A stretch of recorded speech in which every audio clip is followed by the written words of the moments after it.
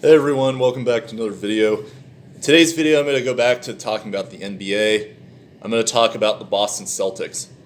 And my question that I want to pose in this video is, did they squander an opportunity to become a dynasty based on mismanagement of their draft assets? So I'm going to talk about why. Basically I'm going to run through their backstory of how they got all their picks, what's happened with all those picks, and then what they did or did not do that has now put them in a situation where it's questionable how much they've really gained from this process that they went through. So, first of all, I watched the game last night, and that's where I got a lot of observations from this. But I've watched a couple of their games already, their season, and I've been coming to this conclusion for quite a while.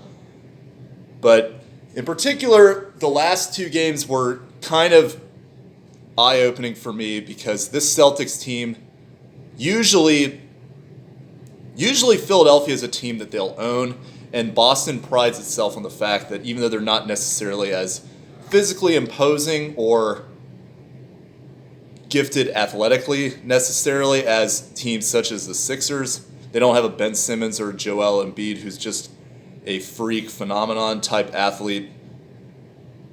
They generally win these type of games against their competition because they are, one, better coached, two, better skilled, and three, maximize the use of their players. But they just got swept in the last two games by the Sixers, and they weren't necessarily as close games as the score suggests. So I want to talk about basically what the background of the Celtics. So I was actually a really big fan of the Celtics when I was a kid. I really liked their big three, and I really liked Rajon Rondo. He was one of my favorite players when I was growing up. So paid attention to this team for quite a while. But basically, if you're not familiar with their story, when they had Ray Allen, Paul Pierce, and Kevin Garnett, they were one of the top teams in the East. They won the title in 2002. And they tried to continue with that core for as long as possible, but LeBron James, big three in Miami with Dwayne Wade and Chris Bosh, kind of shut the door on that. They tried to maximize the most of what they could get from that group until it became obvious at this point that those guys are all past their prime and LeBron James is going to control the Eastern Conference. So what the Celtics decided to do at that point, this was right around 2012, 2013. 2012 was the last year the core was together, then Ray Allen went to the Heat, and then things really kind of started to fall apart from there for Boston. So Boston decided in 2013 to make the famous trade with the Nets that's always talked about. They traded Paul Pierce, Kevin Garnett, other role players like Jayson Terry, etc., to the Brooklyn Nets, and they got back years worth of draft picks. And these draft picks, I'm going to talk about later, obviously became Jayson Tatum and Jaylen Brown. But we look back then of what everybody thought the Celtics could be based on all these assets that were coming towards their way, and you wonder if they really maximized what they could have gotten with that core draft picks that they got from Brooklyn, and you wonder if they really took as big advantage of their situation as they could have. So they made a lot of other savvy trades around this time as well that allowed them to acquire Jeff Green from Memphis. That gave them a future draft pick that we'll talk about. They got a future draft pick from the Rajon Rondo trade when he went to Dallas. They definitely won that one because they got Jay Crowder back. And then they made the trade for Jayson Tatum. Well, Jayson Tatum's draft pick by trading back and then getting another future pick. And that turned out to be a win for them too. So they made a lot of very savvy trades around 5-6 years ago that really put them in a position to get a lot of great draft picks for themselves.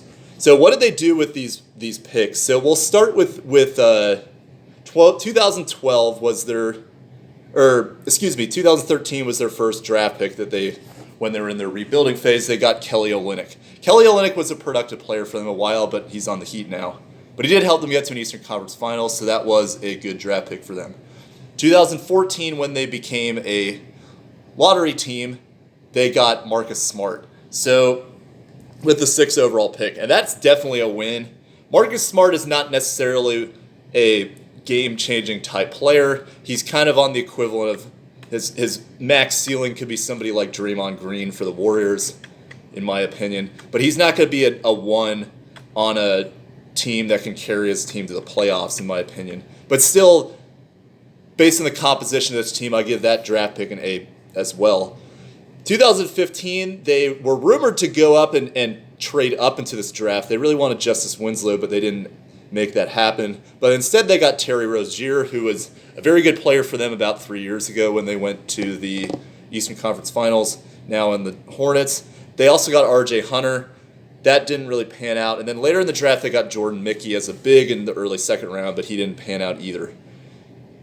2016, 2015, 2016 is when these picks really started, all these future picks really started to accrue for them. And in 2016, with a 3rd overall pick from Brooklyn, this was the first of their Brooklyn picks, they got Jaylen Brown. A-plus draft pick there. Really has turned out very well and has seemingly getting better every year.